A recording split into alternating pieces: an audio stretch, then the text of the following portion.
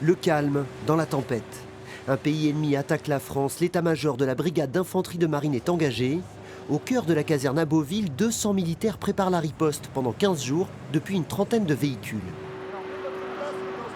Écoutez, là vous êtes à côté de ma place, c'est mon véhicule. Donc, je suis le général commandant de la brigade et je suis sur le terrain avec mes hommes.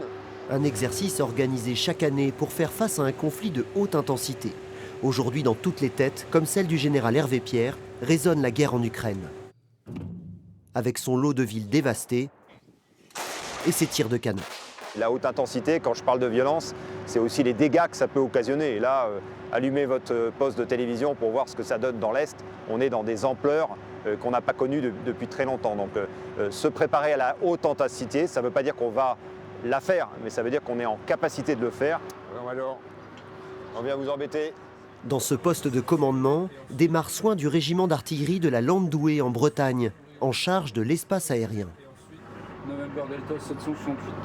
Pour l'instant, dans l'ennemi, ça va, Ça va, il en prend plein pour l'instant avec l'artillerie et les avions, donc on le modèle à notre façon pour pouvoir dérouler la manœuvre du général.